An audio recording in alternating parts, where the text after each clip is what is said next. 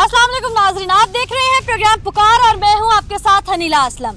दुनिया के किसी भी कोने में चले जाएं, किसी भी मजहब को ले लें, किसी भी इंसानी मुआशरे की बात करें तो कहीं भी इंसानी हुकूक की खिलाफ वर्जी करने की इजाज़त नहीं दी जाती। और ख़ासकर जिस सल्तनत यानी कि जिस रियासत पाकिस्तान में हम रहते हैं, ये इस्लाम की बुनियाद पर आज़ाद हुआ और इस मजहब में, हमारे दीन में पानी बहाने की इजाजत नहीं है तो खून तो बहुत दूर की बात है। इस वक्त मैं सरगोदा के उस नवाही गांव में मौजूद हूँ जहाँ पीर अब्दुल वहीद गुज्जर उर्फ नंगा पीर ने दिन दिहाड़े 20 अफराद को जान से मार दिया।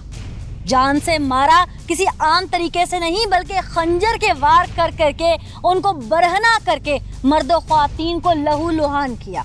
ये क्राइम सीन है इस वक्त जिस स्पॉट पे मैं मौजूद हूँ। और इस गांव में इस पीर को 2 साल से अकीदत की नज़र से देखा जाता था। सबसे पहले कि मैं क्राइम सीन एक्सप्लेन करूँ, मैं यहाँ ये बताती चलूँ कि इस पीर बाबा के, ये नंगा पीर बाबा की खासियत ये थी कि ना तो ये खुद कपड़े पहनते थे और ना ही अपने किसी फॉलोअर को, अपने किसी मुरीद को यहाँ कपड़े पहनने की इजाज़त देते थे। ये क्राइम सीन है, यहाँ पर मुरीदैन आके बैठा करते थे और यहाँ पर उनके कपड़े उतार दिए जाते थे। उसके बाद यहाँ से उन्हें डंडों से मार मार के अंदर हवेली तक ले जाया जाता था और मुरीदैन को ये कहा जाता था कि उनके अंदर से गंदा खून निकाल के उन्हें जन्नत का टिकट दिया जा रहा है, यानी कि सीधे यहाँ से वो जन्नत में जाएंगे। और जहालत तो देखिए साहब, लोगों के मजमे में एक एक करके मारा पीटा जाता रहा। 2 साल से ये तमाशा यहाँ जारी था, लेकिन ना तो कानून के रखवाले यहाँ पर आके पूछने की अहलियत रखते थे और ना ही गांव में और किसी को कानो कान खबर होती थी। हमारे यहाँ से MNA MPS इलेक्शन मुहिम चलाते, टिकट्स पे इलेक्ट होते, लेकिन इस बाउंड्री में क्या हो रहा था वो भी शायद परवाह नहीं करते थे। क्यों नहीं करते थे? क्या उन्हें यहाँ से कोई लालच था या हमारे कानून के रखवालों को यहाँ से हफ्ता जाता था? वजह क्या थी ये तो आगे प्रोग्राम में दिखाएंगे। इस वक्त ये बाउंड्री में आपको दिखाती चलूं कि यहाँ पर लोगों के कपड़े उतारकर उन्हें जला दिया जाता था। और इस वक्त ये कपड़े जो जले हुए पीसेस पड़े हैं, ये कपड़े देख के लग रहा है कि किसी मर्द के नहीं बल्कि ख्वातीन के ये कपड़े हैं जो यहाँ पर जला दिए जाते थे। और उन्हें कहा जाता था कि तुम्हारे सारे गुनाह इन कपड़ों के साथ जल चुके हैं, तुम अब बख्शिश में हो और सीधे यहाँ से जन्नत में जाओगे।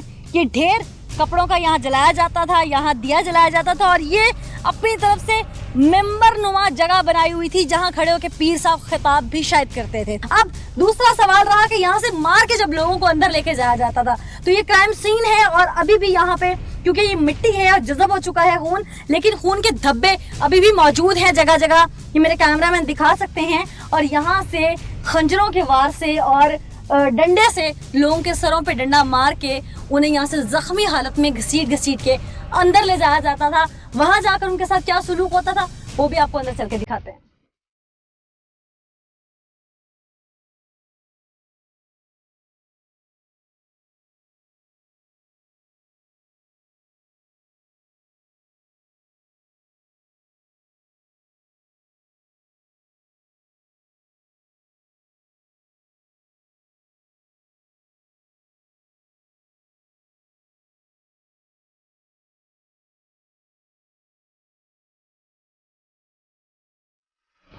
इससे पहले कि मैं आपको वो मक्तलगाह दिखाऊं, वो इंसानों का ज़िबा खाना दिखाऊं, ये काफ़ी बड़ी जगह है जहां पर मुख्तलिफ कमरे बनाए गए हैं और हर कमरे का कोई ना कोई मकसद ज़रूर है। सबसे पहले तो ये एक आस्ताना नुमा कमरा बनाया गया है, कच्चा कमरा है गारे का। और इसका क्या मकसद है मैं आपको एक्सप्लेन कर दूँ। साथ साथ बताती चलूँ कि आसपास दूर दूर तक सिर्फ हरियाली ही हरियाली है। यहाँ शायद किसी का घर नहीं है, कोई आबादी नहीं है करीब, कोई किसी की चीखों पुकार सुनने वाला नहीं है। यहाँ किस तरह से लोगों को ज़ख्मी किया जाता था और उन्हें दीन के नाम पर कैसे वरगला के जिंदान में फेंका जाता था, कोई उनकी आवाज़ सुनने वाला नहीं था। इस कमरे का मकसद मैं आपको दिखाती हूँ कि इस कमरे का मकसद एक्चुअली है क्या।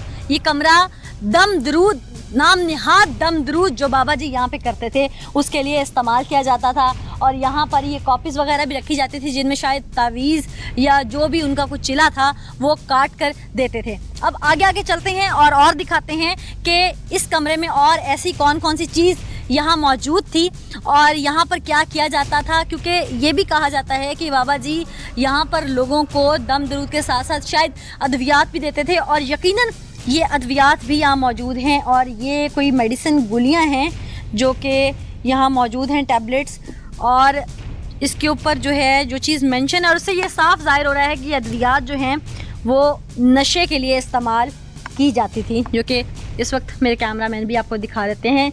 ये नशा यहाँ पर आए हुए मुरीदों को जो है वो दिया जाता था और उसके बाद उनके साथ क्या सलूक होता था, शायद वो अपनी सेंस में नहीं रहते थे और उनको ज़ख्मी कर दिया जाता था। और नाज़रीन, चूँकि ये सिलसिला 2 साल से यहाँ पे जारी था, ज़ख्मी किया जाता था लोगों को, और जो मामूली ज़ख्मी होते थे उन्हें बार में ये टंचर आयोडीन भी लगाया जाता था ताकि उनके ज़ख्म जो है भर जाएं, और लोग इसको शफा समझते थे। उनकी नाख्वानदगी कह लें, तालीम की कमी, जहालत कह लें, कि लोग इसको दीन, हमारा मज़हब, हमारा इस्लाम समझते थे, जो कि इस्लाम हरगिज़ जानवर को मारने की इजाज़त नहीं देता। तो यहाँ इंसानों को किस तरह से मारा जाता था, उनको कत्ल किया जाता था। मज़ीद भी आपको दिखाएंगे कि वो जगह कौन सी है जहाँ पर इंसान अपनी ज़िंदगी की बाजी हार जाता था। ये अद्वियात देने का शायद मकसद ये था कि कोई भी अपने होश में होगा तो शायद वो इतनी मार नहीं खाएगा, और वो अपने प्यारे अगर उनके सामने दम तोड़ रहे होंगे तो वो बर्दाश्त नहीं करेगा। लेकिन इस तरह के नशावर अद्वियात दे के उनको दीन के नाम पर वरगलाया जाता था और बाद में उनके प्यारों को उनके सामने ही मार दिया जाता था और कहा जाता था कि वो जन्नत में जा चुके, अब बाकी पीछे जो हैं अब उनकी बारी है। और क्या क्या है यहाँ पे वो भी आपको आगे चल के दिखाते हैं। नाज़रीन, एक ये भी जगह बनी हुई है, 4 दीवारी की हुई है, उसको सेहन है, पीछे कमरे हैं। ये चूँकि देगे बनती थी, पूरा लंगर खाना भी यहाँ पे अरेंज किया जाता था। आए हुए मुरीद चाहे ज़ख्मी हैं, चाहे वो जिस भी हाल में हैं, उनके जो मर गए हैं, उनके जो पीछे वर्सा होते थे, उनको खाना भी खिलाया जाता था यहाँ पर। अब ये वो सेहन नुमा जगह है जहाँ पर लोगों को बाहर से वो पीर बाबा, नाम नेहाद पीर बाबा, क्योंकि मैं तो उन्हें पीर बाबा भी कहते हुए मुझे अफसोस हो रहा है, दुख हो रहा है, तो वो गुज्जर साहब उन्हें घसीटते हुए यहाँ लाते थे ज़ख्मी हालत में। और उसके बाद ये वो जगह है, ये खून आप देख सकते हैं कि कितना पड़ा हुआ है। यहाँ पर लाकर एक एक करके उन्हें खंजर मार मार के मार दिया जाता था। उसमें ख़वातीन भी शामिल थीं, उसमें बुज़ुर्ग भी, 20 से लेके 50 एज ग्रुप के लोग यहाँ निशाना बनते थे। और ये खून के निशान बता रहे हैं, उसकी वहशत शायद उसके अंदर से ख़त्म नहीं हो रही थी। वो इंसान नहीं है, कोई खूनखार दरिंदा मैं उसे कहूँगी, वो जानवर है कि इंसान का ज़मीर भी किसी जानवर के बच्चे को मारने के बाद भी शायद कांप जाता है, लेकिन वो तो इंसानों को यहाँ पे मार रहा था। और उसके बाद ये वो बिस्तर पड़े हुए हैं, ये वो रज़ाइयाँ और ये वो गद्दे हैं जो कि मारने के बाद उनके ऊपर दे देता था और उसके बाद एक और को बाहर से पकड़ के लाता था, और इस तरह करते करते अपने मुरीदैन को यहाँ पर वो मौत के घाट उतारता गया। क्यों? किसी को पता नहीं चला। क्या ये गांव पाकिस्तान की हुदूद से बाहर था? क्या ये टुकड़ा किसी को नज़र नहीं आ रहा था कि यहाँ पे हो क्या रहा है? इस वक्त चूँकि पुलिस ने सारा ये एरिया कॉर्डन ऑफ कर लिया है, क्योंकि हाईलाइट मीडिया पे इतना हो चुका है, तो यहाँ कुछ पुलिस एहलकार भी हैं, उनसे कोशिश करते हैं बात करने की। क्या नाम है आपका? अब्दुल जब्बार। अब्दुल जब्बार साहब। जब्बार साहब, यहाँ पर इतना कुछ होता रहा, यहाँ पर उर्फ नंगा पीर साहब जो नहीं, इधर पहले ऐसा कुछ नहीं हुआ। नहीं, 2 साल से नहीं है। इधर जो बाबा आए हैं ना, इनके आने से जो हुआ, ये भी इतनी देर से नहीं आए। फिर भी ये भी पहले उर्स आया है, उर्स बंद करा दिया गया है, लेकिन ये तो अब पता चला है कि इधर ये हो रहा है, लेकिन इतना ज्यादा अरसा से नहीं, कुछ दिनों से हो रहा है। ये क्या 2 साल से नहीं हो रहा है? नहीं, 2 साल से तो नहीं हो रहा, लेकिन कुछ अरसा से हो रहा है, लेकिन ऐसा काम नहीं हो रहा था कि खबर अंदर वो भी तो यहाँ पे यही कुछ करते थे। नहीं, वो तो नहीं करते थे, ना ही किसी को पता था उनका। ये तो लोग अब मोहल्ले के बता रहे हैं ना, आसपास के जिनके चले गए हैं, ज़ाहिर है वो तो बताएंगे। हम भी लोगों से सुन के पूछ के आए हैं यहाँ पे। ये तो सब अकीदतमंद लोग थे ना। अकीदतमंद तो थे, लेकिन किसी भी दरगाह पे अकीदत के नाम पे इतना जुल्म हो जाए। नहीं, जुल्म का तो आप पता चला ना, ये लोग भी तो लोग मर गए ना, तो फिर तो पता चलना ही था। हाँ, लोग मर गए, वो अकीदत में सारे मर गए। पहले इस्लाम के नाम पर यहाँ पे जो कुछ होता रहा, क्या कानून के रखवालों को? नहीं, ऐसा पहले कुछ नहीं होता रहा है, ऐसा पहले कभी नहीं हुआ था, ये तो अब हुआ है ना। अच्छा, आप लोगों को जब इत्तला दी गई तो यहाँ पे क्या सिचुएशन देखी उस वक्त आके फौरी तौर पर?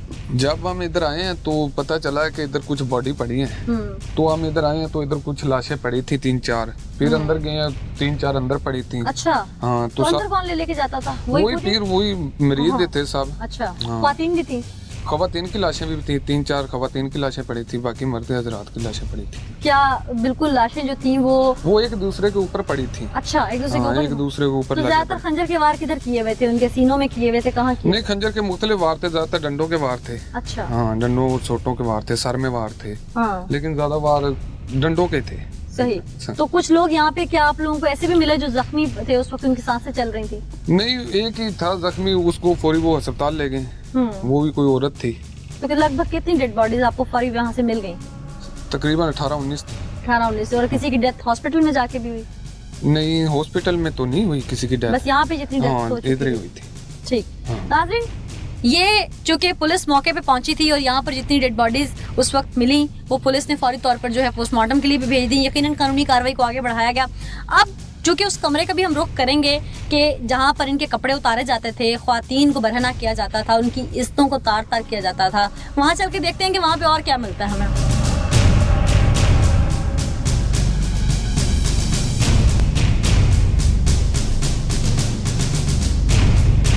ये वो कमरा है जहाँ पर लोगों के कपड़े उतरवाए जाते थे। और ये देखिए, ये कपड़े जो यहाँ पर मौजूद हैं और लोग अकीदे की बुनियाद पर यहाँ पर अपने कपड़े उतारते थे और यहाँ से बरहना होके बिना लिबास के मर्द और ख्वातीन एक साथ यहाँ से वहाँ मजमे में जाते थे।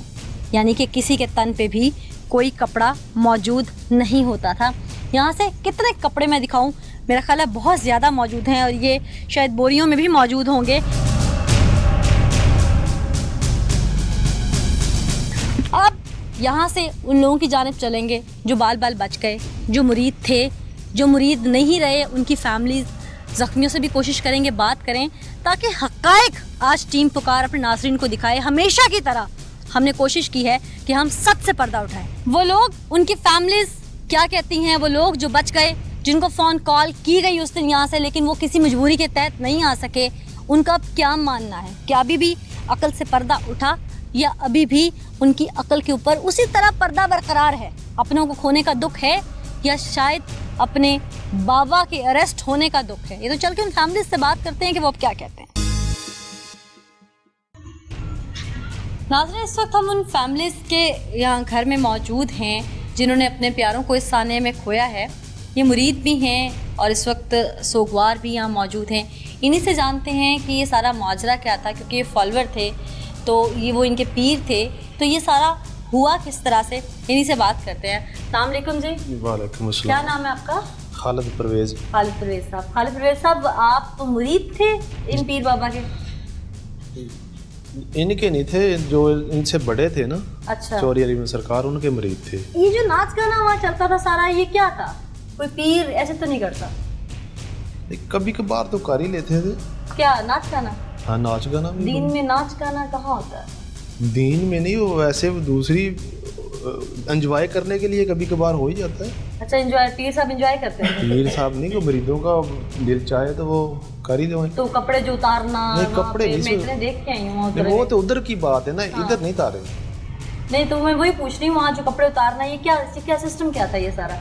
ये तो मैं तो उस वक्त नहीं था इधर। हाँ, क्या मुरीद तो थे ना उनके बड़े वाले थे, कुछ तो पता होगा ना। आप लोग सारा फॉलो करते थे तो आपके पीर साहब थे, तो क्या किन अकायद की बुनियाद पे आप उनको फॉलो करते थे? जी, ये बातें जो है ना, ये मेरे से नहीं उनकी हुई। हाँ। ये जो दूसरे जिनकी डेथ हुई है ना, वो उन लोगों को ये इन चीज़ों का पता होगा।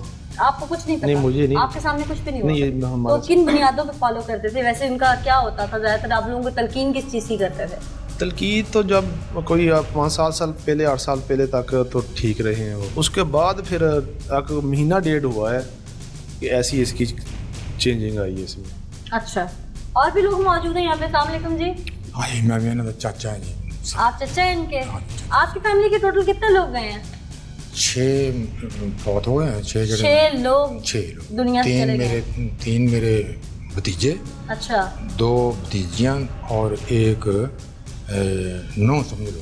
अच्छा। हाँ जी। तो दुख है उनके जाने का? दुख जी, एक जा दुख ਇਹੋ ਜਿਹਾ ਜਿਹੜੇ ਜਾਲੀ ਪੀਰ ਨੇ ਇਹਨਾਂ ਨੂੰ ਤੇ ਮਤਲਬ ਐਸੀ ਕੜੀ ਤੋਂ ਕੜੀ ਸਜ਼ਾ ਦੇਣੀ ਚਾਹੀਦੀ ਆ ਜਿਹੜੀ ਮਤਲਬ ਦੁਬਾਰਾ ਇਹੋ ਜਿਹਾ ਕੋਈ ਜਾਲੀ ਪੀਰ ਜੰਮੇ ਨਾ। आप ये नहीं समझते ये जाली थे? जाली थे। लोग चूंकि यहाँ मौजूद हैं, फैमिलीज हैं, दुख अंदर तो है, ठाठे तो मार रहा है चूंकि अपनों को खोया है और किसी अपने को खोने का दर्द क्या होता है ये कोई अपना ही जान सकता है।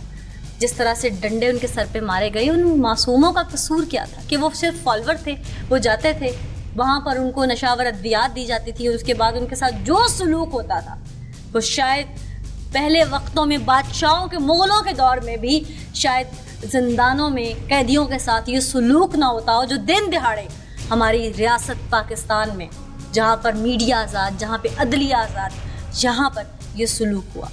लोग इस वक्त अंदर से फट पड़े हैं, उनके अंदर के सुनामी बाहर आ चुके हैं, और जो वो कह रहे हैं कि सज़ा कैसे देनी चाहिए वो तो आप सुन ही चुके हैं। आगे और भी मज़ीद चीज़ें हैं जो आज टीम पुकार आपको दिखाएगी कि असल हक और सच था क्या, ये दरीना दुश्मनी थी, ये अकायद थे, ये क्या चीज़ें थी, या इसके पीछे माजरा कुछ और था। आपको प्रोग्राम में दिखाते हैं।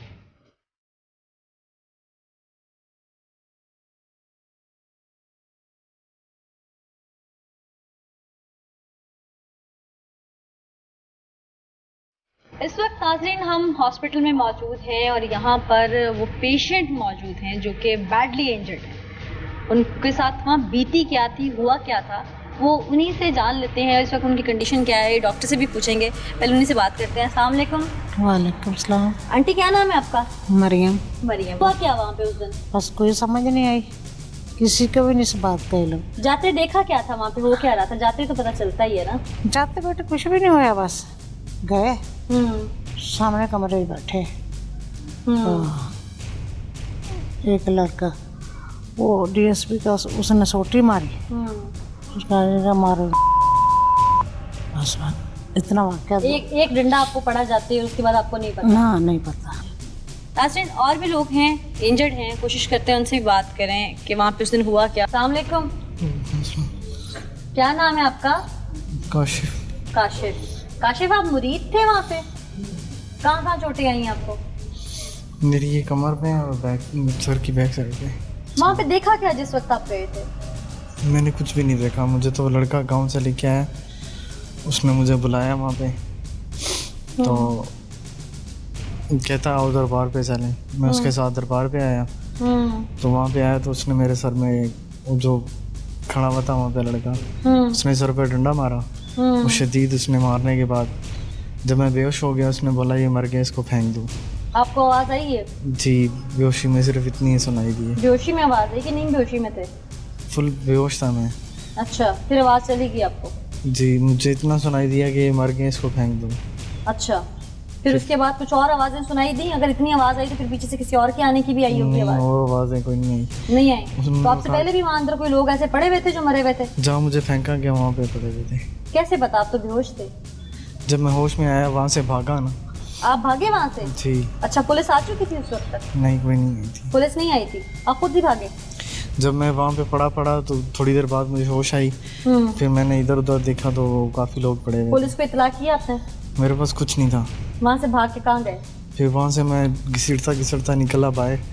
फिर वहाँ पे वो तकरीबन 1.5 एकड़ का फासले पे एक डेरा था, वहाँ पे फिर मैं पैदल। आप लोगों के कपड़े क्यों उतरवाए जाते थे वहाँ पे? I don't. क्या क्या के उतरवाए? अब इतने कपड़े पड़े ना, मुरीदों के ही हैं, जाहिर है वहाँ कोई लंडा बाजार थोड़ी लगा हुआ था, या वहाँ कोई सेल मार्केट थोड़ी है। जी बिल्कुल। हाँ, तो वो मुरीदों के कुछ क्या के उतरवाए जाते होंगे ना कपड़े के, आप लोगों के गुनाह झाड़ रहे हैं, ये कुछ हो रहा है, होता है, टोटके टोने होते हैं। नहीं, ऐसा कुछ नहीं है, मैं बोला ऐसा कुछ नहीं बोला, बस ये बोला था कमीज उतार दो। कमीज उतार दो? जी। फिर आप लोगों ने वहाँ उतार दी? जी। पूछा भी नहीं कि क्यों कह रहे हैं? नहीं। तो उसके बाद कुछ पता नहीं है? नहीं। फिर वहाँ से भागने के बाद क्या हुआ? वहाँ से भागने के बाद वहाँ पे डेरे पे पहुँचा।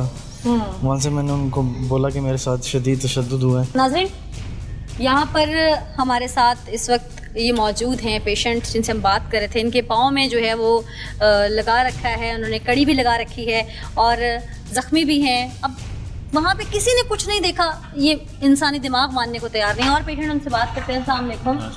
क्या नाम है आपका? मोहम्मद तौकीर। तौकीर साहब, कैसी तबीयत है आपकी? अब पहले से बेहतर है। कहाँ चोटें आई हैं आपको? पूरी बॉडी पे, बैक पे, सर पे, गर्दन पे, हाथ पे, पाँव पे। अच्छा, उस दिन क्या देखा था आपने वहाँ पे? मेरा टाइम जो था वो 3:30 बजे का, जुमे वाले दिन का था। शिव कुएं का मुझे उन्होंने बुलाया था कि 3:30 बजे वो मेहमान आ रहे हैं शेखुपुरा से। अच्छा। मैं 3:30-4 वहाँ पे पहुँचा था। उस टाइम ऐसा कोई सीन नहीं था, वहाँ पे कोई नहीं था। 3 लोग हमसे उनको रिसीव करने वाले थे। अच्छा, कितने मेहमान थे? 5 बंदे कौन लोग गाड़ी थे में वो? थे। रिसीवर्स पहले बता दूं आपको। हाँ, रिसीवर्स बताएं। मोहम्मद हुसैन, मैं और तनवीर लड़का इस्लामाबाद अच्छा। का। हमें नहीं पता था क्या सीन है, हम तो जस्ट उनको रिसीव करने के लिए खाना बनाने लगे थे कि मेहमान आ रहे हैं, खाना बना लो। जी ठीक है। 4 बजे गाड़ी से उतरी हैं एक अब्दुल वहीद, एक डॉक्टर जफ़र, एक आसफ अली जो हमारे सरकार के बेटे थे, एक गुड्डू शाह और एक मान नदीम। उन्होंने उतरते साथ मुझे कुछ नहीं पूछा ना बताया, सिर्फ इतना कहा कि तू ही मैनू जहर देती सी। मुझे तो समझ नहीं ये क्या कह रहे हैं। मैं कहा हाँ जी। इतना क्या उन्होंने कहा नू लंबा पालो। उन्होंने जस्ट मुझे पीटना शुरू किया। 6 बंदे थे जो मेरे साथ थे, वो भी मुझे मारना शुरू कर गए।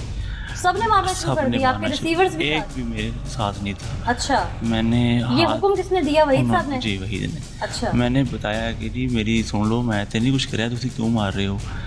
इतने में उन्होंने कहा बस लंबा पा लो, दंद भंदो, नक भंदो, लत्तां भंदो दियाँ, इन्हू मरन मैं नहीं देता। 1 घंटा 20 मिनट मैंने मारा है। मैं उसके बाद बेहोश हुआ हूँ।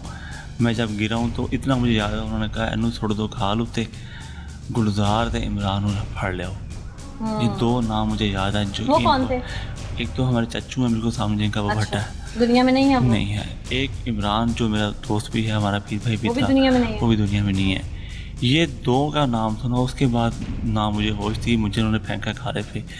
वहाँ पड़ा रहा हूँ। जब अगले दिन 11:30 बजे पुलिस आई है, चाचू रशीद लेके आए हैं, मैंने उनको आवाज़ मार के बुलाया तो पुलिस उस टाइम मुझे उठा के अपने साथ ले गई है। आप बता रहे हैं कि पुलिस 2 दिन बाद अगले दिन वहाँ आई है? जुमे तो इसका मतलब वाले दिन मुझे मारा है, पुलिस हफ्ते की रात को इसका पहुंची मतलब है। ये 2 दिन कत्लो 2 दिन पहले हमें मार के फेंक दिया था। हम तो के साथ क्या होना चाहिए? सर उनको तो 100% फांसी होनी चाहिए। तमाम फॉलोअर जो बच गए हैं उनके लिए कोई मैसेज?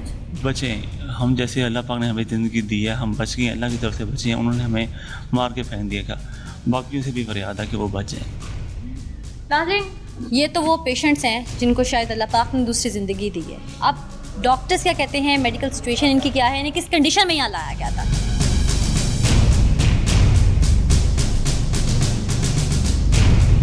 नाज़रीन, इस वक्त डॉक्टर उस्मान इम्तियाज़ हमारे साथ मौजूद हैं, डिस्ट्रिक्ट सर्जन भी हैं और पेशेंट्स को खुद भी चेक कर रहे हैं। डेड बॉडीज़ भी चूँकि इस हॉस्पिटल में लाई गई, तो डिटेल्स इनसे जान लेते हैं। बहुत शुक्रिया डॉक्टर साहब हमें ज्वाइन करने के लिए। पेशेंट्स हैं, इनको जिस वक्त लाया गया, इनकी कंडीशन कैसी थी, अब कैसी है? 95 शुमाली में जो वाक़या पेश आया, उसके बाद 4 इंजर्ड लोग हमारे पास लाए गए सर्जिकल इमरजेंसी के अंदर, जिसके अंदर 2 मर्द शामिल थे और 2 ख़वातीन शामिल थी। जब वो हमारे पास प्रेजेंट हुए, वो अनकॉन्शियस स्टेट में थे। अच्छा। और औरतें बरना हालत में थीं। अच्छा। 2, और उसको यहाँ के हमारे जो ड्यूटी स्टाफ उन्होंने कवर किया, और कवर करने के बाद उनकी इनिशियल मैनेजमेंट शुरू की गई। जब उनकी इनिशियल मैनेजमेंट के दौरान उनका मुआयना किया गया, तो चारों पेशेंट्स के अंदर एक चीज़ कॉमन थी कि उनकी सर के पीछे, कमर के पीछे और टांगों के पीछे बहुत बड़े बड़े नील पड़े थे, जिनको साइंटिफिक टर्म में ब्रूजेस कहा जाता है। अच्छा। जो इस बात की निशानदेही करती थी कि मरीज़ों को बहुत बुरे तरीके से ब्लंट वेपन से इंजर किया गया है। किसी तेज़दार आले से किया? तेज़दार नहीं, डंडे और सोटों से। ये सब डंडे और सोटों की लग रही थी। मैंने अद्वियात देखी वहाँ पर जब हम लोगों ने विजिट किया उस आस्थाने का, तो क्या ऐसी कोई अद्वियात इनके ब्लड सैंपल्स में से मिली कि इनको नशावर अद्वियात दी गई हो? मेडिकल यूनिट ऑन कॉल को बुला के उनका मैदा जरूर वॉश करवाया। अच्छा, डेड बॉडीज भी लाई गई? कितनी थी? 20 डेड बॉडीज लाई गई हैं। उसमें फीमेल? उसमें 16 मर्द और 4 औरतें शामिल थी। पेशेंट्स अब क्रिटिकल सिचुएशन से बाहर है?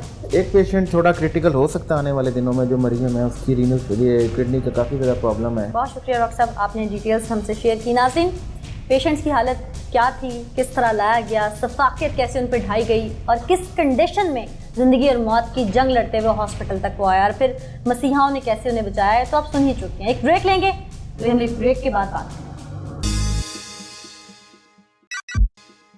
Welcome back. नाज़रीन, मज़हब कहाँ इजाज़त देता है ऐसी चीज़ों की? हमारे मुल्क में जगह जगह श्राइन्स बन चुके हैं, लोग तोहम परस्ती में आ गए हैं। ये गद्दी नशीनी, इसका मज़हब में कॉन्सेप्ट क्या है? हमारे साथ मजहबी स्कॉलर मौजूद हैं और ये मकबूल जान साहब, उन्हीं से जानते हैं। पहले तो बहुत शुक्रिया और ये साहब कि आपने हमें वक्त दिया। ये बताइएगा कि मज़हब में गद्दी नशीनी का कॉन्सेप्ट क्या है? नहीं, कतन कोई तस्वर नहीं। देखें, सबसे बड़ी शख्सियत तो सैयदुल अंबिया सल्लल्लाहु अलैहि वसल्लम है ना, और सैयदुल अंबिया सल्लल्लाहु अलैहि वसल्लम के बाद जो शख्स उनकी फौरी तौर पे जिन्होंने उनके साथ नमाज पढ़ाई और जो खिलाफत पे उनका कोई रिश्तेदारी का ताल्लुक नहीं था उनका, हज़रत अबू बकर सिद्दीक़। हज़रत उमर जो थे उन्होंने जिस वक्त जाने लगे तो अपना बेटा अब्दुल्ला बिन उमर था, कहा इसको मत बनाना, बाकी में से चुन लेना। इन लोगों ने कितना जायदादें बनाई, इन लोगों ने ना मकान बनाए ना महल बनाए। ये लोग सारी ज़िंदगी अल्लाह ताला की वहदानियत का प्रचार करते हुए इस दुनिया से चले गए। उसके बाद हुआ ये कि इनके ऊपर फिर मजावर बन बैठ गए। मजावर ने फिर कब्र फरोशी शुरू की। इकबाल कहते हैं कि कुम बेइज़्निल्लाह कहने वाले रुखसत हो गए, अब मज़ारों पर मजावर रह गए या गोरकन। मजावर ने कब्र को बेचना शुरू किया और फिर उसके बाद शोबदाबादी की वो सारे एलिमेंट साथ में। सरगोदा का जो इंसिडेंट हुआ अभी उसमें 20 से 22 लोग मारे गए। अब्दुल वहीद नाम का मुलज़िम जिसने इतना दरिंदा से इकदाम उठाया, मुझे ये बताइएगा कि इसमें जैसे उसने लोगों को मारा, जैसे उसने लोगों का खून निकाला, उनके गुनाह झाड़ने के लिए वो उनका खून निकालता था, उन्हें मारता था, उनके कपड़े जलाने का कॉन्सेप्ट क्या है? देखें, हमारे यहाँ तवाहमात के हिसाब से जादू बुनाई तौर पे इसकी कैफियत ही ऐसी है। अच्छा, ये पाकिस्तान के साथ रिलेटेड नहीं है। मैं आपको बताऊं 70s के अंदर एक बहुत बड़ा कल्ट अमेरिका में आया था कि जिन्होंने कहा था कि ये दुनिया जो है ये बिल्कुल अब ऐसी गुनाहों की सरजमीन बन गई हुई है जहाँ इंसानों को रहने की कोई जगह नहीं है। तो वो 900 के करीब लोग जो थे, वो टेक्सास का इलाका था, उसके अंदर उसने कहा इज्तिमाई जहर पीते हैं, इज्तिमाई जहर पी और उन्होंने खुदकुशी कर ली और 900 के करीब मर गए। इस्लाम में कहाँ इजाज़त है बरहना कर देना किसी भी इंसान? इस्लाम में तो बरहना क्या है, इस्लाम में तो साथ बैठने की तन्हाई की भी इजाज़त नहीं। अच्छा, और ये सब मुझे ये भी बताइएगा कि हमारे मज़हब में श्राइन्स की इजाज़त है? नहीं, इस तरह के श्राइन खानका की इजाज़त है। देखिए, कब्र बुनियादी तौर पर रसूल अकरम सल्लल्लाहु अलैहि वसल्लम ने जो कब्रिस्तान में जाने के लिए कहा गया था, कब्र पे जाते थे। हज़रत हमजा की कब्र पे हमेशा एक दिन मुकर्रर करके जाते थे और एक 2 वजह से जाते थे। एक इस वजह से जाते थे, कहते कब्रिस्तान पे जाओ ताकि तुम्हें आखिरत याद रहे। अच्छा, और ये सब एक आदमी जो खुद को खुदा कह रहा है, एक मरे हुए शख्स को जिंदा करने की बात कर रहा है, वो क्या दायरा इस्लाम में है? देखिए, मरने हुए पढ़ने को जिंदा करने की तो किसी में भी ताकत नहीं। सिर्फ हजरत ईसा अलैहिस्सलाम को ये अल्लाह ताला ने ताकत दी थी और वो भी क्या करते, कुम बिइज़्निल्लाह, अल्लाह के हुक्म से उठ, खुद नहीं, हुक्म अल्लाह का है कि अल्लाह ने मुझे कहा है कि तू उठ तो उठ। ये तो ताकत है ही नहीं। वो तो उसकी टांग काट दो तो अपनी टांग नहीं जोड़ सकता। जो बंदा डिप्टी इलेक्शन कमिश्नरी के ओहदे पे खुद को बहाल ना करवा सका हो, उसको निकाल दिया गया हो, इतनी उसकी ताकत नहीं है, मिन्नतें तरले करता फिर रहा था, वो बंदा लोगों को मुर्दे को जिंदा करेगा। सही। 99% बल्कि 100% श्राइन के ऊपर बरेलवी उलमा है। तो अहमद रज़ा बरेलवी ने खास तौर पे कहा है कि मज़ारों के ऊपर ना तुम तवाफ़ कर सकते हो, ना तुम अदब से खड़े हो सकते हो, सच से नमाज में खड़े हो जाता है, ना उनसे कोई हाजत मांग सकते हो, ना उनके ऊपर आप कोई चादर अगर एक चढ़ी हुई है तो दूसरी चादर नहीं चढ़ा सकते हो, ना उसके करीब अगरबत्ती जला सकते हो कि आग जलाना मना है मुर्दे। इतनी एहतियातें बताई गई हैं। औरतें नहीं जा सकती मज़ार के ऊपर, ख़ास तौर पर कहा गया, लेकिन कोई मौलवी मना नहीं करता, हालांकि उसी अहमद रज़ा बरेलवी को मानने वाले हैं। ठीक, बहुत शुक्रिया। और यह सब आपने हमें इस हवाले से जो है वो डिटेल सारी शेयर की कि इस्लाम में कहाँ गद्दी नशीनी की इजाज़त है। हमारे मुल्क में जो दरबार बने हुए हैं और जगह जगह यूँ कह लूँ कि कमाई का जरिया सिर्फ ये बनाए गए हैं, इस हवाले से हमसे बात की। नाज़रीन, ये तो मज़हब के हवाले से हमने बात की कि मज़हब में इसकी इजाज़त कहाँ है, लेकिन साइकोलॉजिस्ट इसके हवाले से क्या कहते हैं? ऐसे शख्स को क्या कोई बीमारी लाहक है, कोई मेंटल डिसऑर्डर है? इस हवाले से हम एक साइकोलॉजिस्ट से भी बात करें।